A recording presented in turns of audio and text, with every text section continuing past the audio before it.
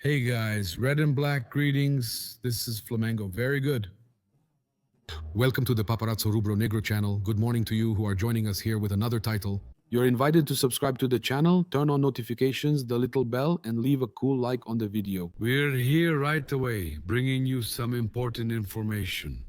Later, we'll have the PIX QR code with prizes from 1 to 5 million reais. And also, besides that, it's important to mention, it's a benefits club. I'll display the QR code on screen several times during the video so you can scan it. Just a reminder that you can lose weight with the Mais Cabelo Mais Slim program. You can lose weight in a healthy way without hair loss. So, get a free evaluation right now. Take advantage, get to know it. There's always a Mais Cabelo near you all over Brazil. You've already won. I've already won, right? That's it. We're together. So it's a super reliable prize, isn't it? Complain here? Impressive, man. Sensational. Look, I just want to start right off by talking about this absurd thing, man. It's absurd. GLOBO Sports. Published? Look at this. Magic Watch saves Flamengo?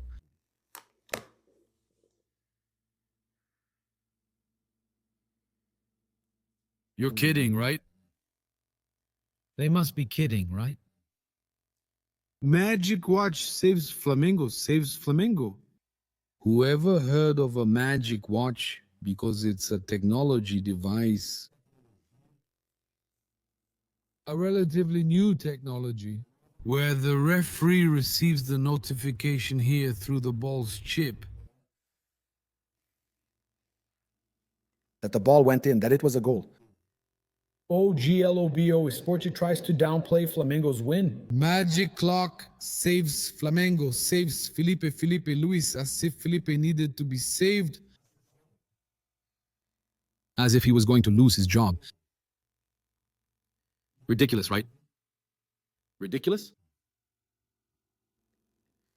And he took it, and GE took one too. A notification from X is context added by readers, and it was accepted there. The mentioned watch is just a device that automatically indicates when the ball has completely entered the goal. There was no save, just a goal automatically indicated by a technological feature. They took a note on X, huh? Globo is taking a note on X. Look at that, taking a note on X. Isn't that great? See? A note, right? There, Bruno de Laurentiis. It's magic. This article is magic, not having the name of who wrote it, so I could grind my strong helmet on the royal wrinkle that surrounds the entrance to the recto-furicular pavilion of whoever wrote such a map.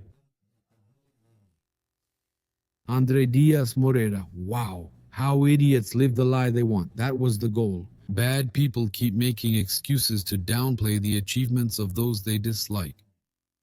That shows they're people without justice or common sense, yeah.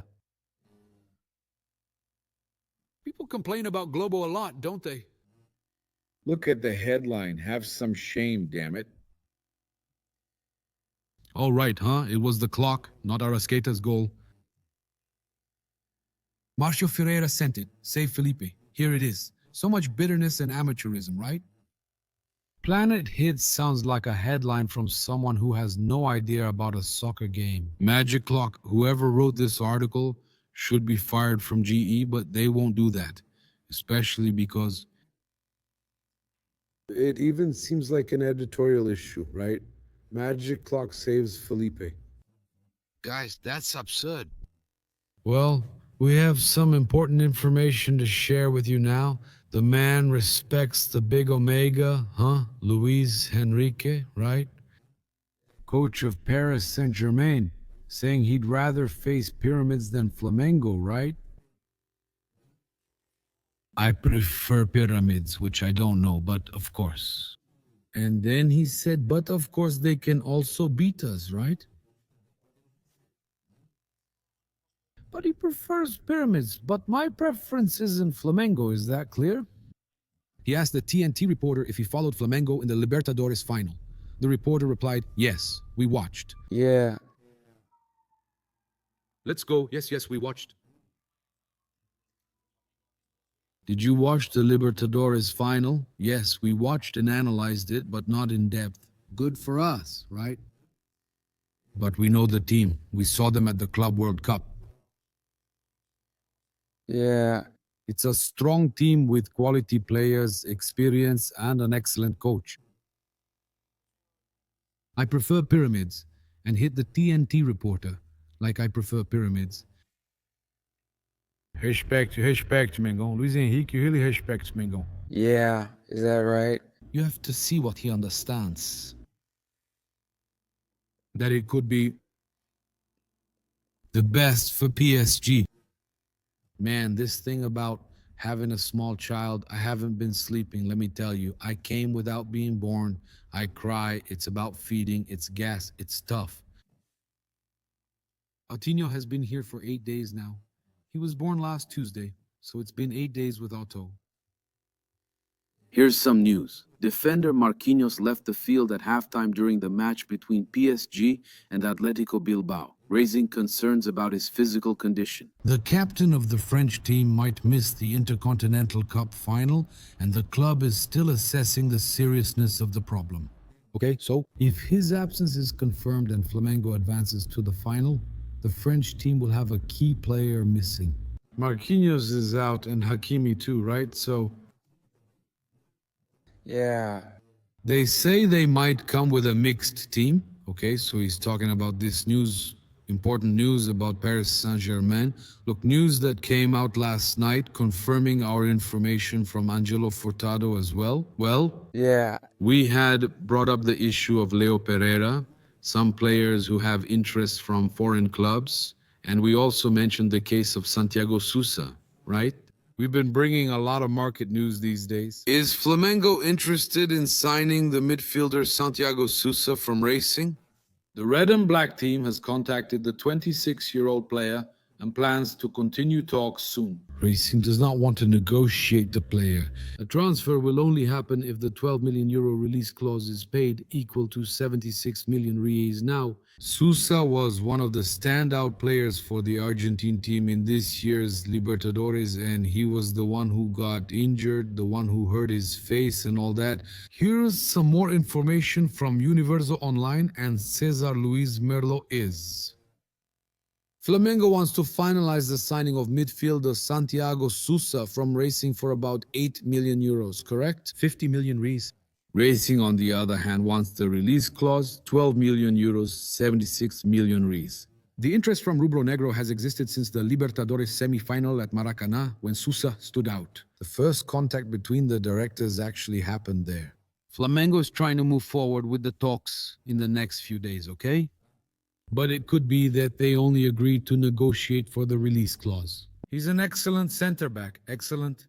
It would be an excellent deal for Flamengo to bring here for you that Arrascaeta crowned his decisive performance in the Derby of the Americas by achieving a historic feat. Okay. He and Pedro became Flamengo's top scorers in Club World Cups, each with 4 goals. Each has 4 plus 2 from the Cruz Azul win. I believe more are coming and Arrascaeta will stand out. The midfielder had already made his mark against Al Hilal in the 2019 semi-final and against Esperance in this year's edition. Yeah. That's at Club World Cup, right?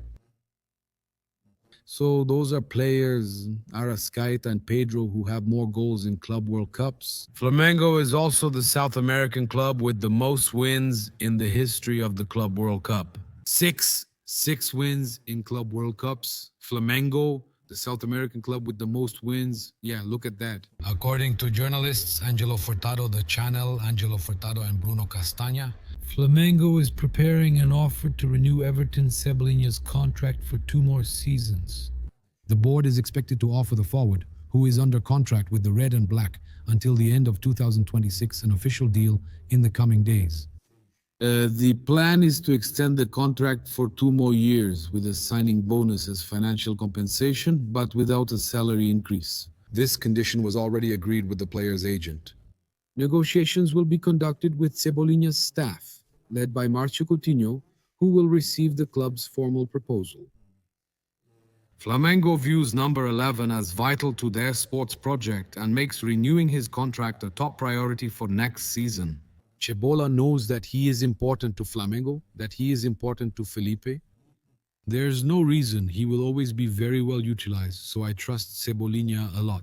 Continuing with Flamengo, Flamengo has released the schedule for the next few days, right? After disqualification against Cruz Azul from Mexico, and now they face Pyramids. So let's go. Thursday at 4 post-meridian local time, Mengao's training at Al Hersal Training Center. On Friday at 1 post-meridian pre-match press conference at Amado de Inhali. On Friday, 4 post-meridian training at Al Hersal Training Center. They had to train there at the stadium scheduled so the guys could get used to the pitch, right? Saturday, 8 post-meridian, Flamengo versus Pyramids at Armado de Inhali. Okay, so Flamengo keeps playing and training at Armado de Inhali and at Al Hersal Training Center, so that's it. Now I'm going to let you follow all our post-game coverage. If you missed it yesterday or didn't get notified, you can follow it here. Mixed Zone, all the interviews with Flamengo players and also the post-title press conference from the Derby of the Americas.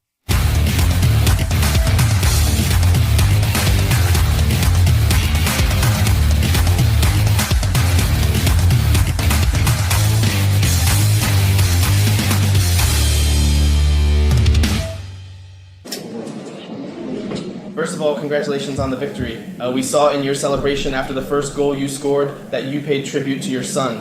Take this opportunity to send a message to Milano and to Camila Poe from Brazil. For sure. These goals are for them, for Flamengo and Milano.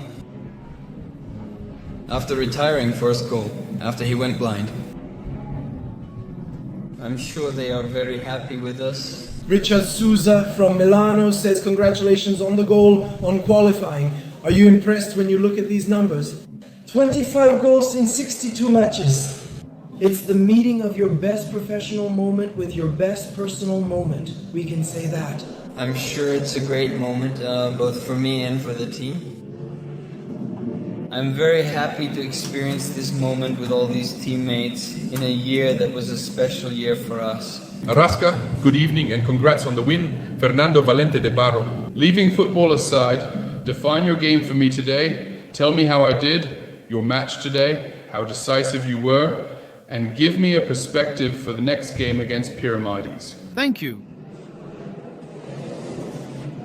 I know what to say. I just know that I'm very happy because we achieved our goal of winning the most important thing, winning the game, regardless of who scored the goal. Starting tomorrow, we'll begin preparing for our next opponent, analyzing the game, and it will definitely be a tough match. Thank you.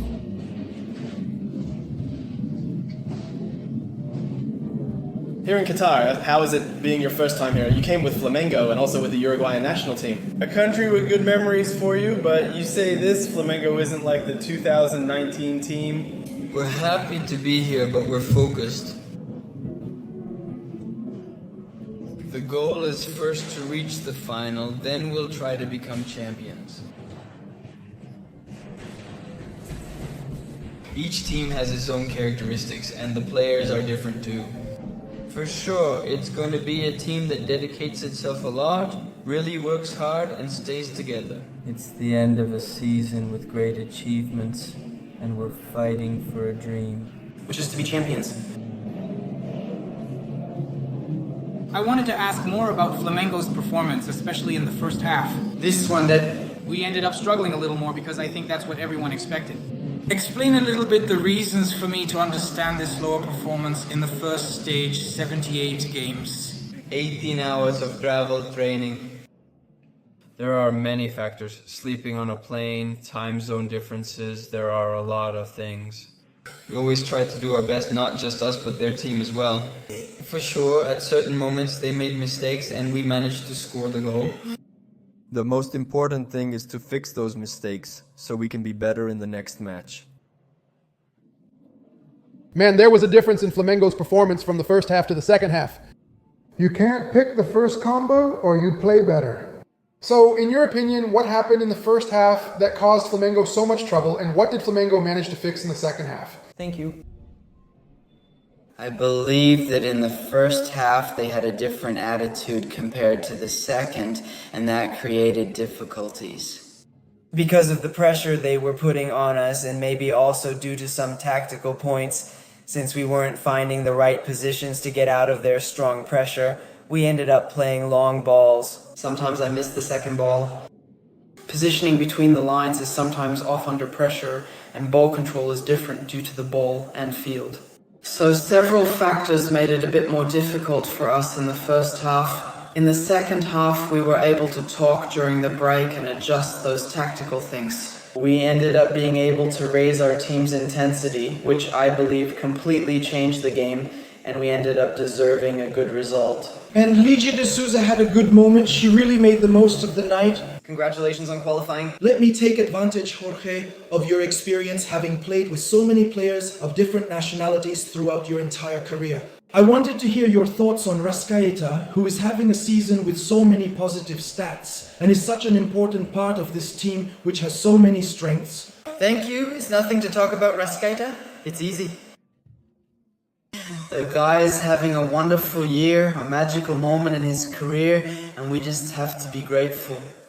And I even joked with him that even when he doesn't want to score, the ball comes back to him, so this moment is amazing. He has to make the most of it, and so do we. But he's a very unique player with incredible quality, game understanding, intelligence, so believe me, it's nothing but praise. And we really have to compete, and I have to compete. I want to be able to play with players of such high quality who really make themselves available to the team. And he deserves everything that's happening, both him and all the other players who are really putting Flamengo first. And things end up coming your way, so everything that's happening is everyone's merit. Bye team, good night. Good night. You've already been a world champion. Do you already know the tricks to win this tournament? You often mention this group's energy and unique qualities. It's truly special. I'd like you to talk a little more about that, because this group has what it takes to make history. That's pretty much what I just said. It was a matter... You feel it, right? You feel it? It's something that's hard to explain. You feel our energy, man, it's energy.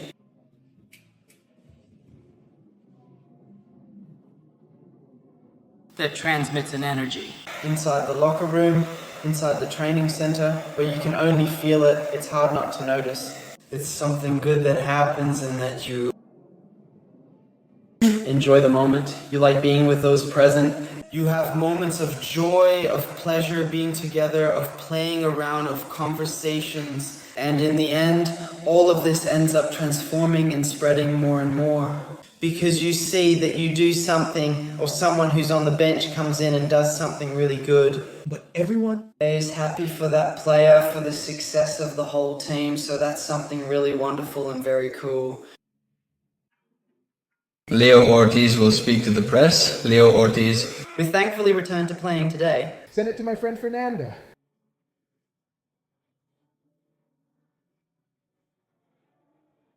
Throughout the season, you were part of a defense that was the best of the season also. How is it? Did you feel it after being out so long? Is there still an adaptation issue? How was it for you today on the field? I didn't feel well. Of course, I'm always a bit afraid to come back after an injury, and the ankle is not something.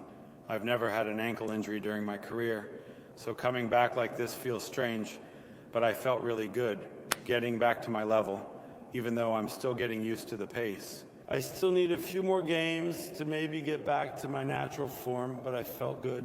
I was happy to be able to come back. It had been a while since I was able to play, so coming back, being part of it, coming back. People say I'm important, but returning and actually feeling important on the field is different, you know?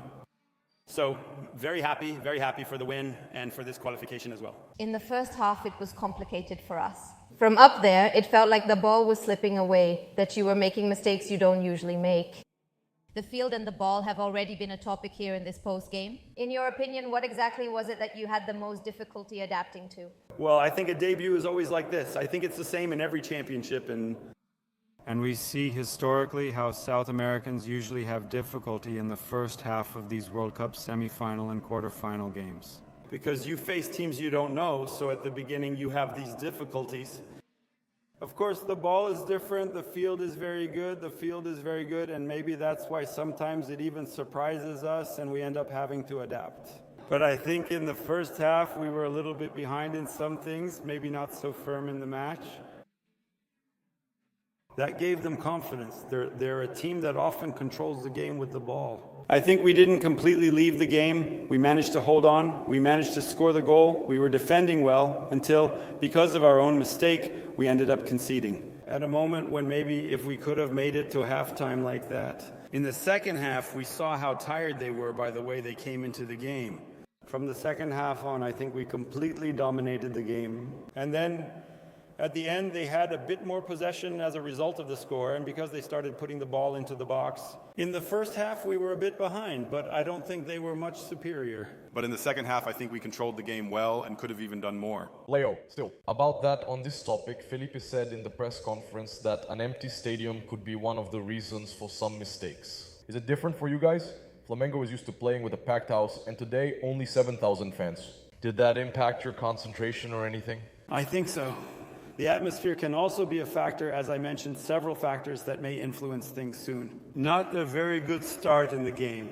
And what about in a World Cup quarterfinal, not having a full stadium? I think there were about 7,000 people, so it's strange. It's not something we're used to. And I believe Cruz Azul feels the same way. In the Mexican Championship, the Mexican fans are very passionate. The crowds are really strong, so I don't think they've experienced this either. Strange atmosphere. I think for everyone in the stadium, it might have been a factor that influenced the way we started the game. For you and for Leo Pereira, who depend a lot on positioning, on kind of predicting what the opponent is going to do all the time. It's harder to face a team you don't have much experience with, that you don't watch many games of, that you don't know the players. It's more complicated for you. That's true. I think it requires more study. The teams we face in Brazil, normally we're already more used to it and more adapted. We already know most of the characteristics of each player. About the players we're going to face now, we usually have, a little more now for the Cruz Azul game. You had about a week to study to understand the way they play. So sometimes that causes a bit more delay to get to know them on the field, for you to understand their movements. The more he attacks by going to the ball or seeking depth, the longer it takes to understand him. Precisely because you don't know them like the players in Brazil who we're used to playing with many times. We missed speaking with you after the Libertadores final, but I want to know how it went. Did you see Danilo's goal, your fellow defender, become part of Flamengo's history by scoring such an important goal for the club? Man, with a lot of happiness, really a lot of happiness. I think, like I said, people still say, imagine if it were you. But I think destiny was set for it to be this way. For Philly and me to have made the decisions on game day, so that he would choose Danilo to play later and for everything to happen. So I think destiny was set for it to be this way, for it to be his goal. And I'm really happy. I think everyone is a champion, right? Everyone is a champion. His goal will always be remembered, but ultimately all Flamengo champions are marked in history. And that's what's most important. Feeling that we put the ball on the ground more in the second half and find the passes, get closer and be more creative when finishing. So I think those were the points we were able to see during halftime, which gave us the win in the second half. BRUNO. I changed the channel on the television. It sounded like a gunshot, man. In the last 4 games, Flamengo won 3 titles, right? How is it for you guys, this thing of every game, all these recent decisive games winning trophies? How is the squad reacting to all this, to all these important and decisive games? In the final stretch, we always say that Flamengo is about videos, about titles, and facing every match like a final. That's the goal of the whole team. When it comes to medals, whether you trade them or not, that's what everyone thinks. And today, once again, it was a very tough game, and it was about medals, about a title too. And consequently a spot in the next stage of the World Cup. So we were really happy to have won today and to take another step forward. Now that's the one I remember, Bruno here. Good evening, Bruno. Do you think that this win, especially for the next game, Do you think the anxiety factor has been overcome? Today, you had 2 victories, and besides the result, you also managed to overcome the anxiety of the debut and face an opponent you had little information about. In Brazil, Mexican soccer is rarely discussed. And how do you start thinking about facing another team that you also don't have much information about? Thanks. Even the Egyptian pyramids. Or look at the anxiety. It's present in every game, in the Carioca, in the Brasileiro, in the betting shops. Of course, the World Cup is unique, but we managed to focus only on the game, where we knew how important it was to win, to get past the next opponent. And now it's time to rest and definitely get ready to prepare well for the next game. A very tough game as well, and we know there are no easy games in the World Cup. Bruno, when people are at Palmeiras do Partido dos Trabalhadores, how do you see the field? What differences do you notice to conquer the world, to make history here? Thank you very much. I think we have to do what we've been doing for the whole year. That's our interpretation, that's our view. Now, there's no way to add anything else. Nothing we add. In mine is to have everyone focused, everyone prepared for any moment, these final stages of the World Cup, so everyone is prepared, everyone is focused. I think we have everything it takes to do it. It's a new World Cup, we're crushing it. Now, not everything is good. We'll have to stop, but that's just how it is. Flamengo is always used to playing in front of a bunch of crazy fans, and today 7,000 people. How can I play in an even emptier stadium? You really think so? Now we can't discuss what's happening. More people will attend the semifinals, and if we reach the final, we could see an invasion. It's a shame, especially since it's a World Cup, right? You'd expect a bigger crowd in such a beautiful stadium for 4. There's room for a lot of people in the world, but the World Cup didn't draw that many. But we also understand that it's valid, and people always manage to be present. And today, the few Flamengo fans who were here helped us a lot. I'm sure there will be more Flamengo fans at the next game. And that's it, that they can show up and go with us for the next victory. And in these decisive moments. And they're showing up when we need them the most. And when we talk about such a high number of games, remembering that there's still one more before a possible final, being in this stage to get more minutes and performing well is fundamental, right? Suddenly there's another chance to rotate there, the team is. We have to take it game by game like we did today, but obviously there's some anxiety. Now we must focus on our next game against Pyramids, a strong team that's already in the semi-finals. Yeah, time passes and we move forward cautiously, but that anxiety remains, already thinking about the final. As I said, we'll prepare for this game to be in top condition. Also to win, just like we did at the Super World Cup against Chelsea, and we faced Bayern on equal footing too. Do you admire any players like Hakimi, one of the top fullbacks who plays there often? It seems we often mark each other. Right, exactly. Dembele is also a guy I really like too. He's a one-on-one player, right? I like players with that style, and he's a real star in midfield too. Most of the team is from PSG, and he's a very skilled player, but their squad isn't as big or as strong as ours. You know that everyone is important, right? So I always try to be at my best.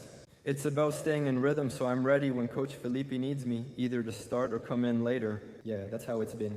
I always aim to be ready to deliver when needed. A quick question. Junior, during our broadcast, mentioned that, in his view, the field is really fast. Did you feel that too? Yeah, the field really is that good. It's very fast. And it's something you guys need to adapt to. For sure. We even talked about that in the locker room, that the first few minutes were really tough, right? We missed some passes because the ball and field were really fast. That's not an excuse, but we're not used to it. It's unlike the fields in Brazil, which makes it a bit harder, but we actually prefer it. It's much better to play on a field like this, you know, than on the fields we have in Brazil. Yeah, but it's really just a matter of adapting. The field we've been training on is also like this, so we have to adapt as quickly as possible. Thank you. Congratulations. Let me jump in for a moment to clarify. Talking about the good fields in Brazil, what's the difference compared to the good fields you found, for example, now? This field here Man, in Brazil, I think Arena Corinthians is the one that most resembles this field here, right? For me, personally, the best field we have in Brazil is our grass. It's a little different, right? Isn't it? I don't know if it's because of the weather too, although it's really hot here as well. It's really hot, but our grass is a bit drier, right? And here, from what I can see, right? At Arena Corinthians, they heavily water the field, making it faster and a bit easier to play on. It's obvious for those used to it, but there's a big difference. The game speeds up a lot for one team. It's for those who have quality, who like to keep possession. That helps a lot too. Cebola, fans were calling for you while you were still on the bench today. How did it feel hearing that?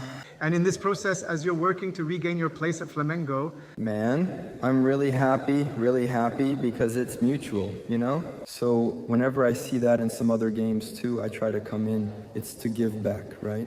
To meet not only my own expectations, but also the fans I was able to help. Today, once again, I'm happy with this trust because it gives me even more confidence to keep going and keep showing my work. Thank you.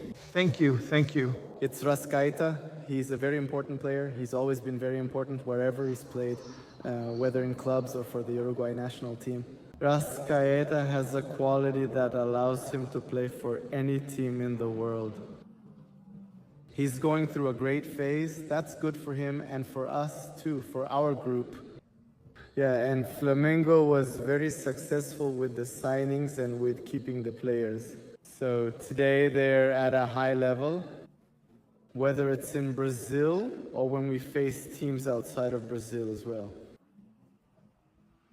We showed our strength, especially against Bayern, which is an excellent team. We managed to play well in that game. But speaking of Rascaeta, I hope he continues in this great moment of his, not just for him, but for us as well. Perfect. Thank you. Good evening. Never relaxed, right? But more prepared. I think that would be the right word. We knew this was going to be a tough game, also because of the trip, the schedule, and everything else. The other team went through that too, but when you face a team that plays man-to-man marking all over the field, it always makes things a bit harder. But we were prepared, we trained. Let's go! Let's go, let's go, let's go. While still in Brazil, Felipe said the Cruz Azul game would be harder, mainly due to the opponent's quality. An African team is coming, they're physically strong, and have already played 2 matches in this competition. What are your expectations? The expectation is that it will be a very tough match as well, because it's a game that is worth a trophy, so every game that is for a trophy ends up being more difficult also. We know that if we lose this game, we go back home, and that's what we don't want. We're going to play a different game like we've been doing since the start of the season.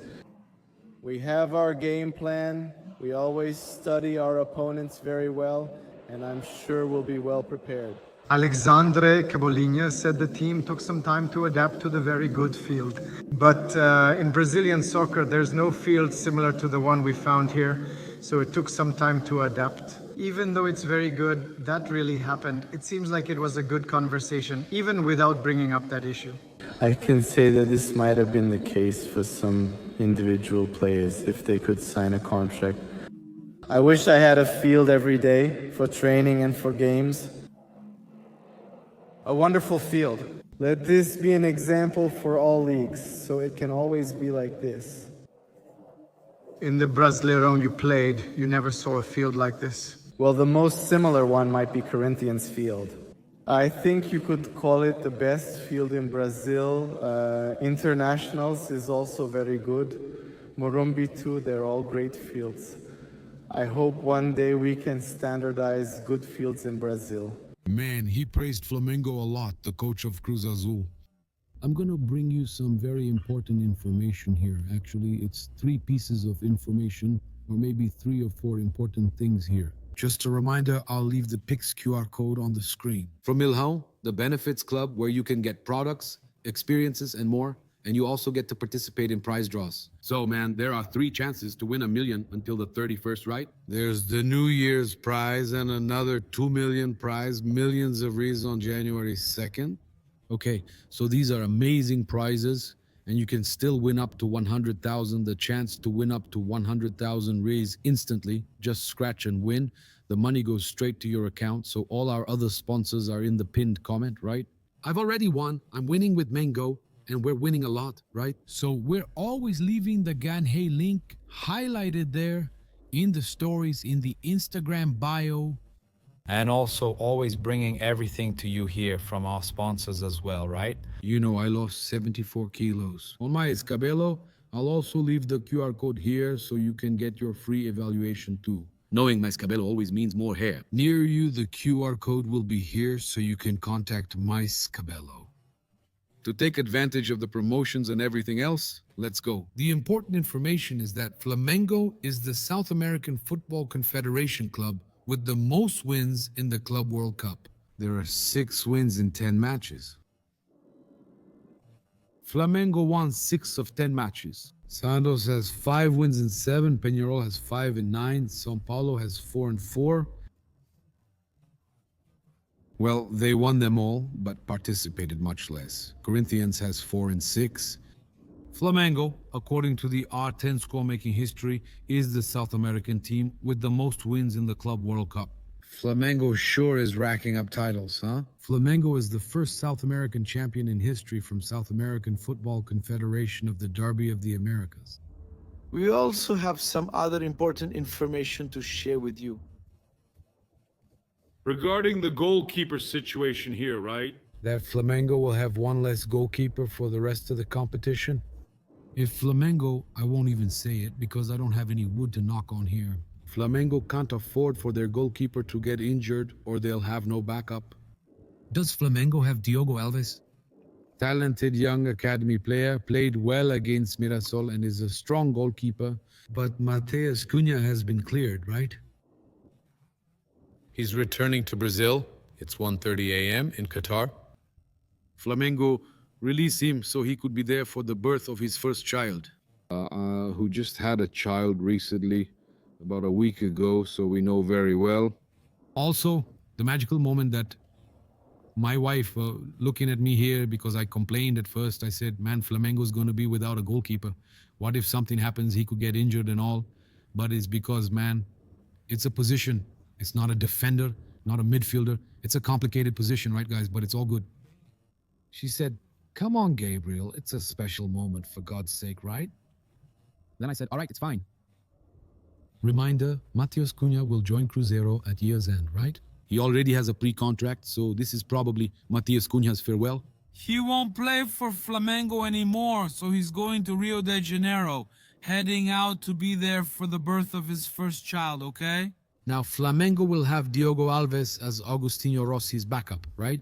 Flamengo announced that goalkeeper Matheus Cunha will return to Brazil early Thursday for the birth of his first child.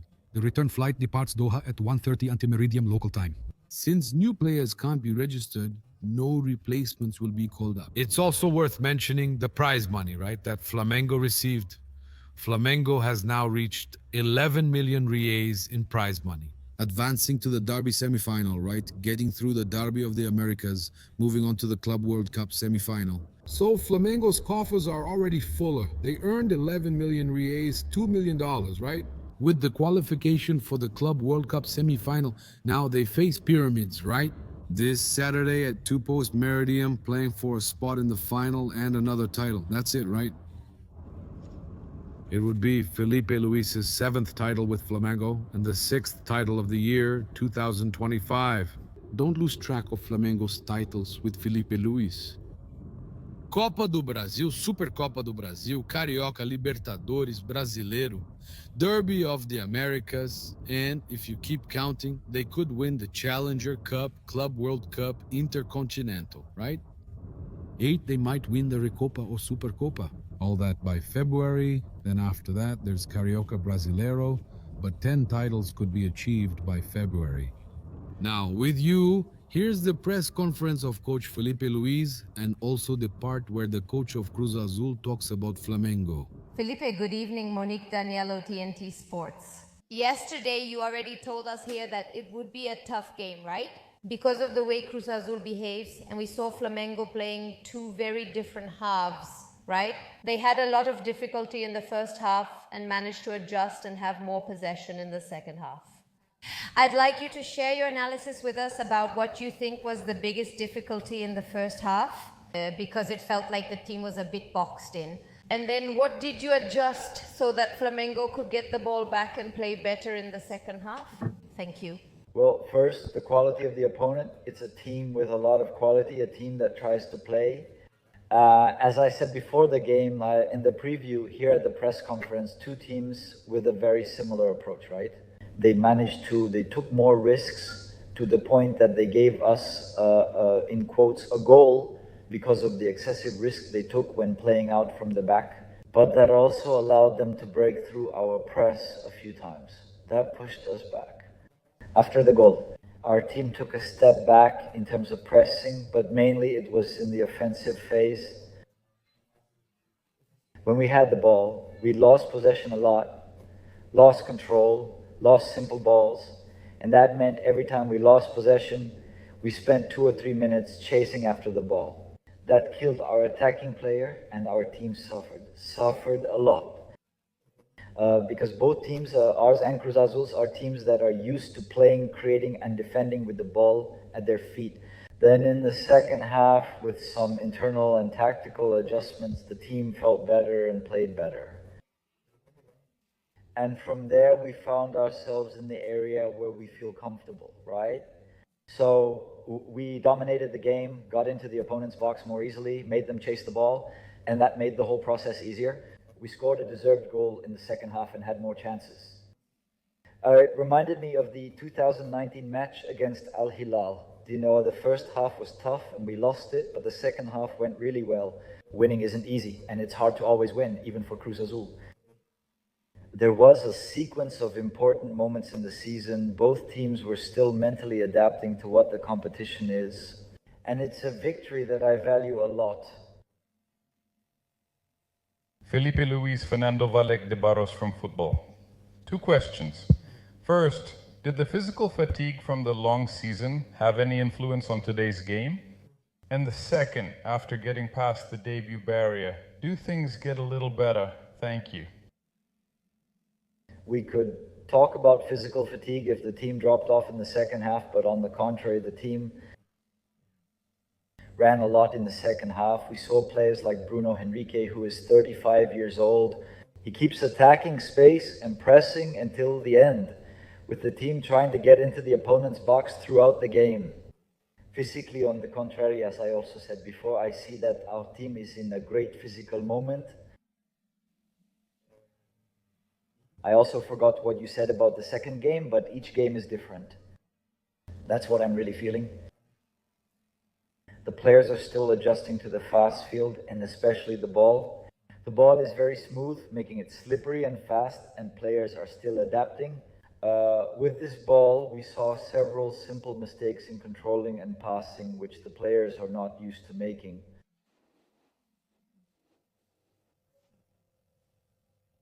In Libya, Ahmed Hijazi is from Bandon Tarabia. Okay. Ahmed Hijazi Tahrabiya. First of all, congratulations on the win in the match. In 3 days, you'll be facing the Egyptian team Pyramids. I'm sure you've watched the team and seen them play. So what's your assessment of the Pyramids team?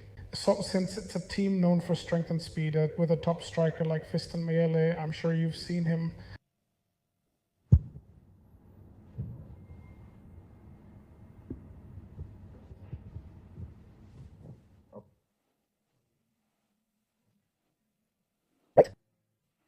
I usually start studying the opponent tomorrow, specifically talking about the Pyramids. But for a team to win the Dual Alley 3x-1, it's because they're a strong, solid team for sure. I've already asked my analysts for information, and they said it's a team with very strong offensive power, a striker who attacks a lot of space, and a defensive phase with a lot of physical strength. So we have no doubt that to be a semi-finalist in the Intercontinental Championship, it's a very strong team.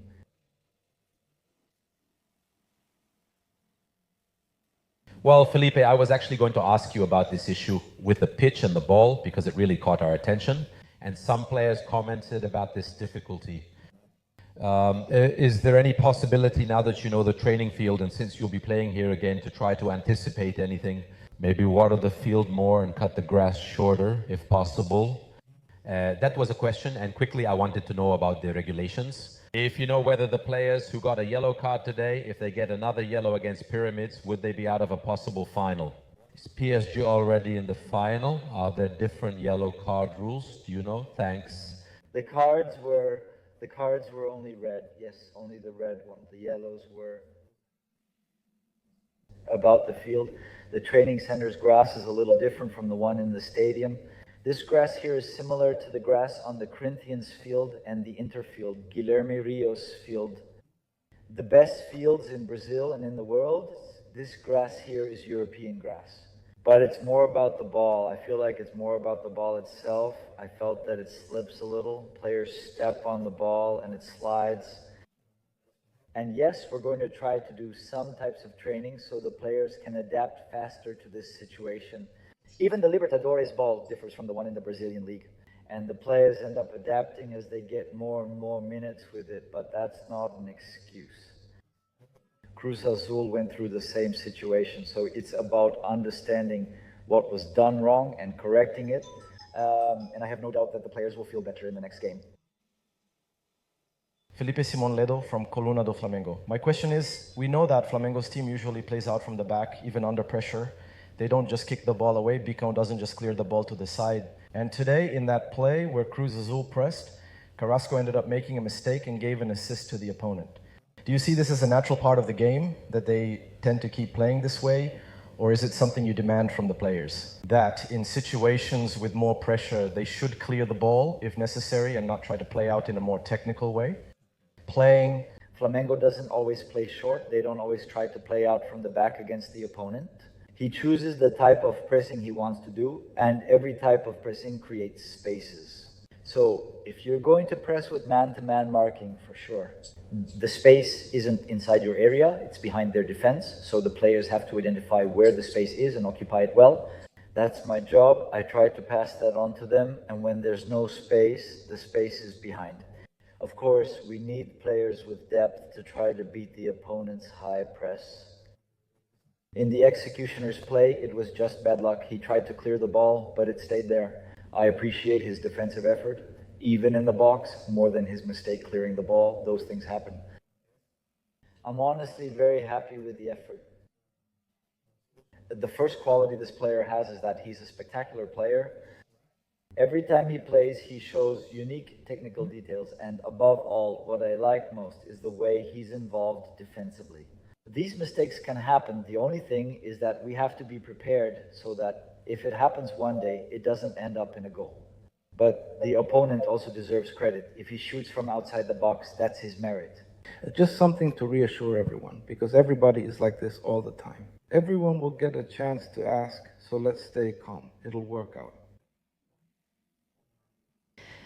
Felipe Leticia Marquez from GE. Aki, I want to discuss the lineup. You use a lineup similar to the Libertadores final and the game against Ceará in the Brazilian Championship with Leo Ortiz as the only change. He had been out for almost 2 months since he got injured. In an exclusive interview this week, he discussed how the injury worsened, a topic we've mentioned before, and how he will also need to readjust in case he feels any discomfort. Anyway, I wanted to know your decision between Ortiz and Danilo. How is it? Was it for this lineup the reason?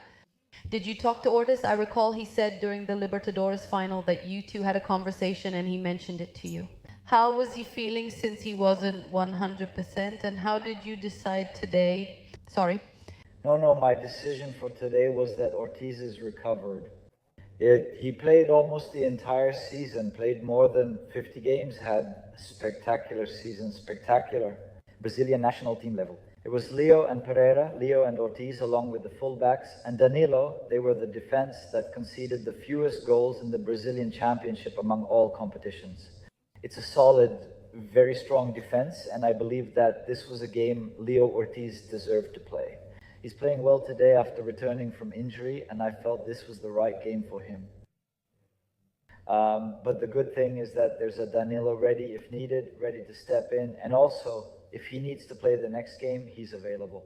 Besides being a great leader and now an eternal idol after what happened in the Libertadores final, he's always there to help the team and the group.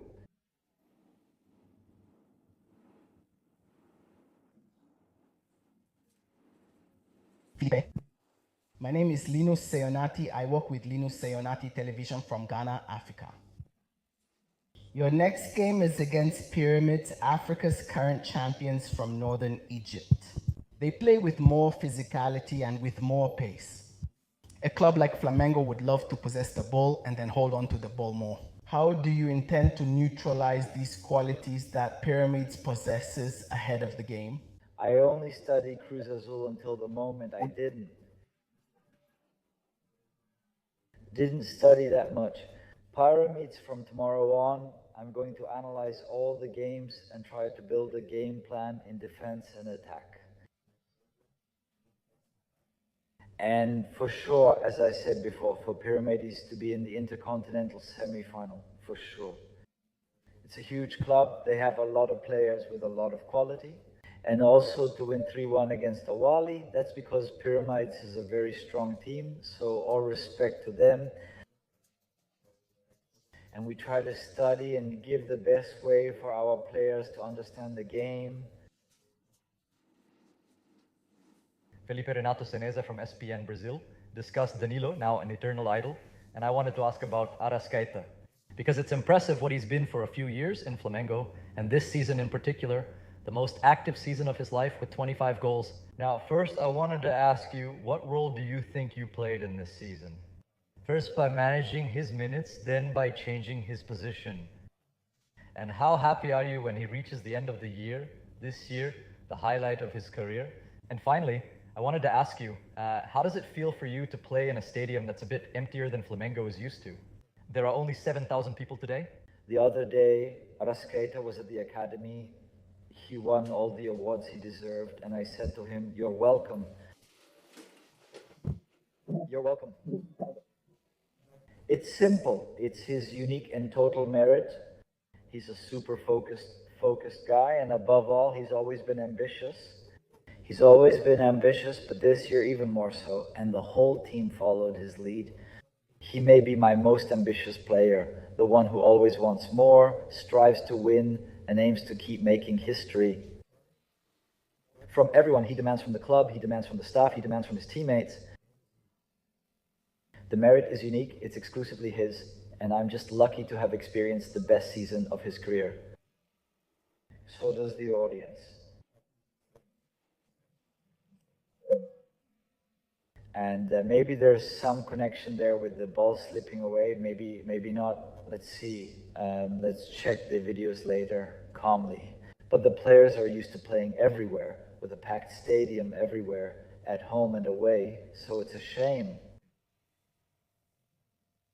Felipe, good evening. Diego Pozzi, Flamengo Television. Congrats on the title. The title was at stake in the Derby of the Americas and qualification. One more step towards that dreamed of second World Championship.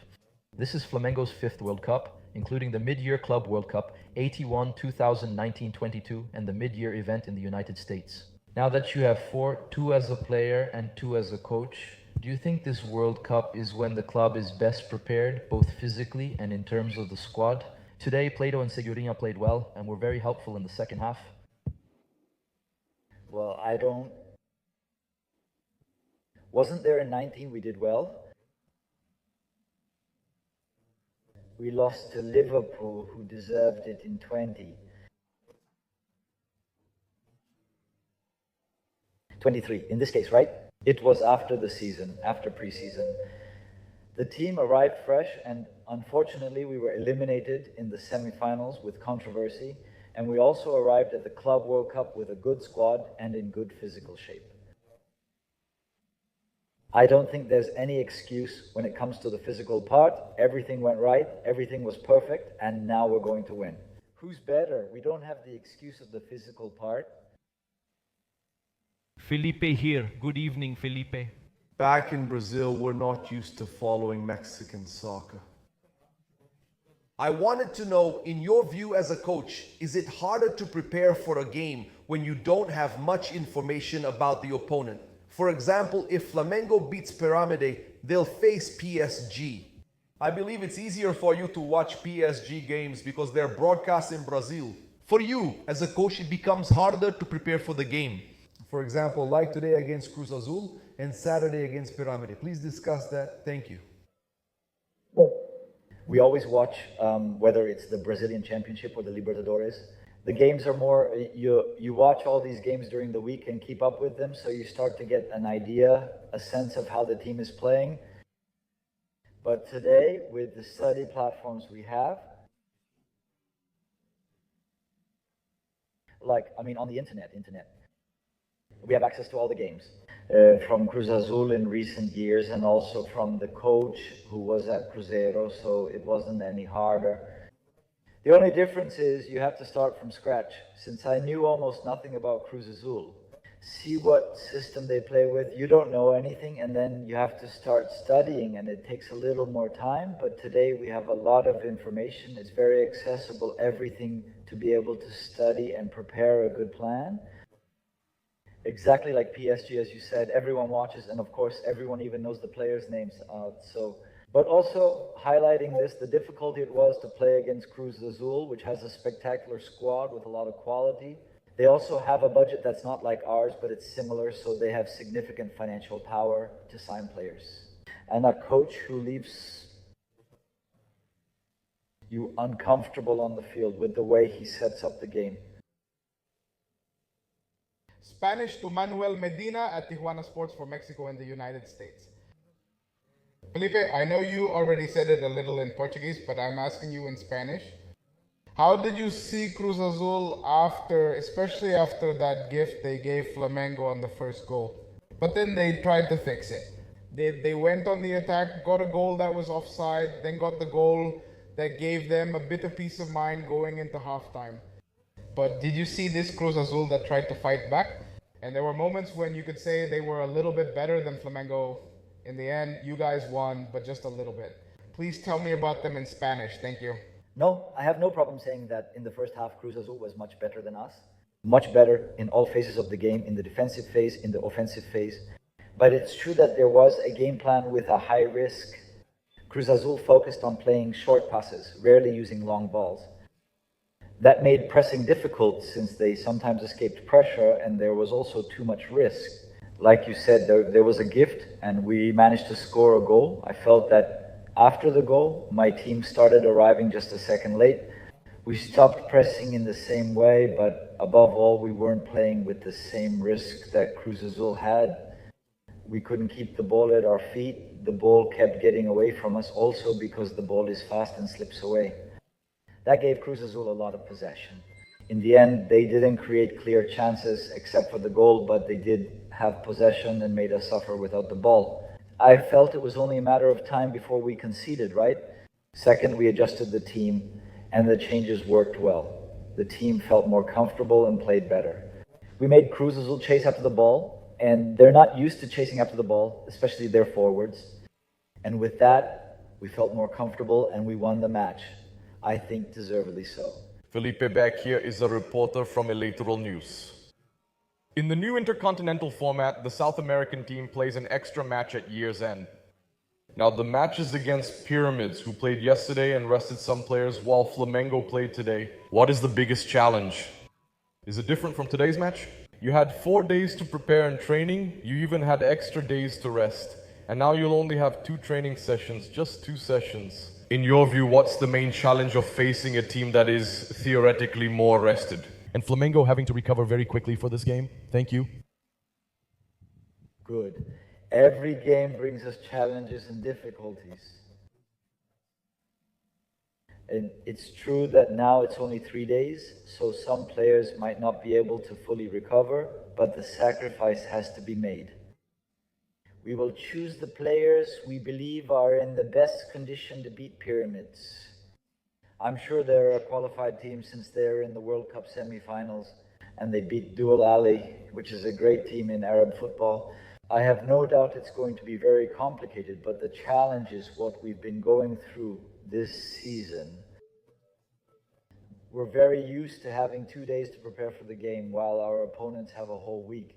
So we're going to face it with pride and the privilege of being able to be in the semifinals of this championship. which is so hard to have the opportunity to compete in. Felipe, this is Beltran from Kaze Television. Congrats on the win and another title. Great to speak with you. I'd like to take this opportunity and ask you to talk a little about Plata. Because in these last few months, especially the last month, he had 2 decisive red cards. The fans were tough on him. Did you always defend him at press conferences too? Today, he was key in helping Flamengo turn the game around. The team improved significantly after he came on. What instructions did you give Plata on the sidelines? His strong game entrance and importance to Flamengo's squad are greatly appreciated. Thank you. The instructions are internal. I won't reveal it because it's a game strategy, but in my view, Plata is a player who does everything right. He can have better days, he can have worse days, but he does everything his role asks him to do, whether it's on the right, on the left, or in attack. He's a very complete player, and the coach admires his soccer a lot. And at times the fans don't accept it or don't like it, or they boo, and that's just how it is because the coach likes him a lot. And if the coach likes him, they're going to see him on the field many times as long as he keeps doing everything he's been doing, which is first defending and giving his all for the team the way he always does. And besides that, the quality he has is really great. And the only thing he needs to improve is finishing more because he knows how to do it. And he needs to regain that confidence to finish on goal. Felipe, how are you? Good evening. Gabriel Orfo from Placar Magazine. Felipe, I wanted to ask you more specifically about 2 players who, at least in my view, were the best in the game, along with Rascaeta, who were Eric and Varela, both of whom have been performing really well. Varela, in my opinion, was also the best player in the Libertadores final. How do you view today's game from these 2 players? Also, could you share a message for the Flamengo fans who traveled here? Today, we know that the attendance was low because it's an expensive trip, a tiring trip. Recently, there was the Libertadores final, which also isn't cheap. Please send a thank you message to Flamengo's fans who traveled to Qatar to support. Varela is in exceptional form right now, a very solid and reliable player. He defends impeccably, and with the ball, he's also going through a great moment. Eric is perhaps one of the most consistent players I've ever shared a locker room with, a super disciplined player, disciplined from the very first minute training starts. When it's time to warm up, he gets serious and stops talking. And then we see that work on the field paying off, right? And he's a player, like I've said 1,000 times, he's the heart of the team and a message for the fans. I prefer to prove it on the field, words aren't needed. Right, peace be upon you. Congratulations, Felipe. Maybe this is one of your longest press conferences. Sorry. All right. Okay, peace be upon you. Congratulations, Felipe. Felipe, from a great player to a coach, it seems like you'll be a great coach. How do you describe your feelings at this moment? Second question. Flamengo is used to facing Arab teams. They faced Al Hilal, Al Ahli of Egypt, and of course the Saudi team. And you specifically faced Esperance of Tunisia in the last Club World Cup. How do you see the level of Arab teams? How do you rank them compared to North American clubs, Confederation of North Central America, and Caribbean Association Football and European clubs? Thanks.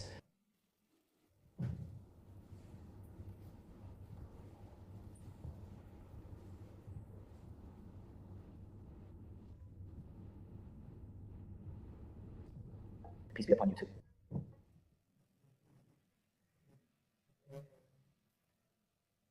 But Kipi, the Arab teams for me are at an increasingly higher level. They are in a very strong market. They are buying important players, and football is actually very globalized. The coaches are getting better and better, and football studies are improving more and more.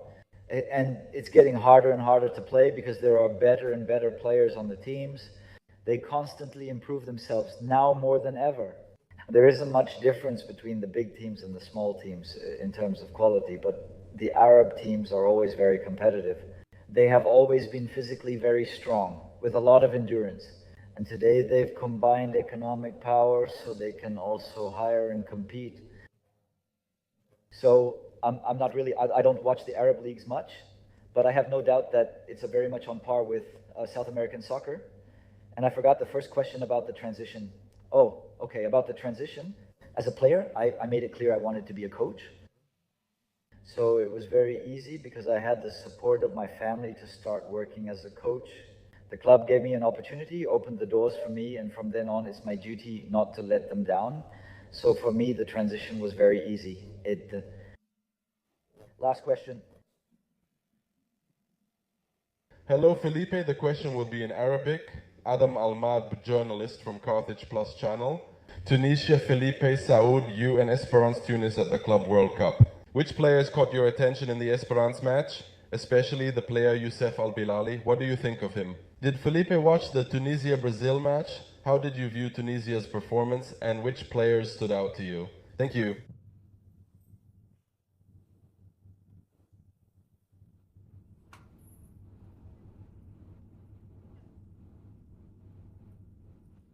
I'll ask you to repeat the question because it wasn't clear. I think the translation I even understood a little, but can you repeat the question? Can you repeat the question, Luís? No, because I was too fast. Felipe Saud, I take you back to the Club World Cup. And in the match against Esperance de Tunis, which players caught your attention? Especially the player Youssef Belaili. What do you think of him? And did you watch the recent match between Tunisia and Brazil? Which players caught your attention? How did you view the Tunisian national team's performance? Thanks.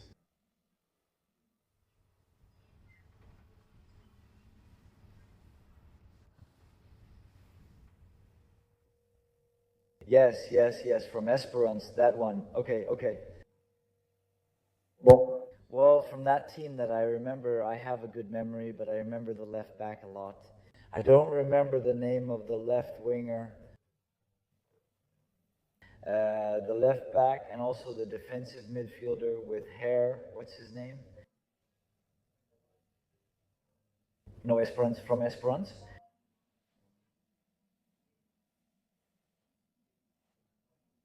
No.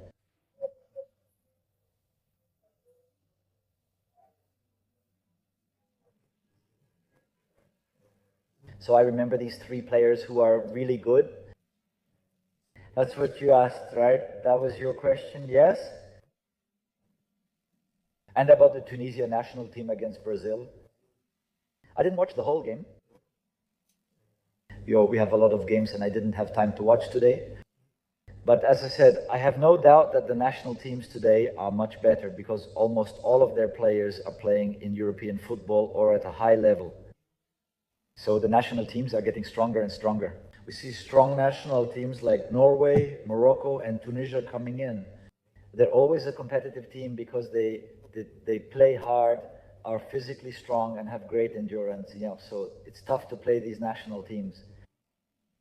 Okay, in the end, everyone asked, right? Thank you. Thank you so much. Thank you, Coach. Congratulations. See you next time.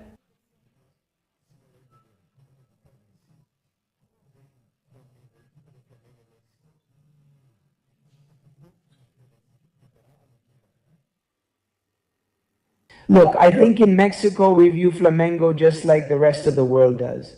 I think that a few years ago Flamengo changed from being a popular and well-known team to being a very, very consistent project with a very strong investment, bringing in players of great quality, but with a very high standard when it comes to the recruitment profile and the building and design of the squad. Added to that, they also have a great coach who, even though he's in his first process, you can tell he's one of those future coaches of the world football elite. And, well, I think I'll repeat myself. All of that makes them dominant in the way they've been so far. That they are the Libertadores champion with authority in a match that ended 1-0, but they were very dominant throughout the game. Brazil, moving fast, wins with a couple of games to spare. And, well, undoubtedly is the true reflection of a team and an institution of a club that has a very consistent project at every level.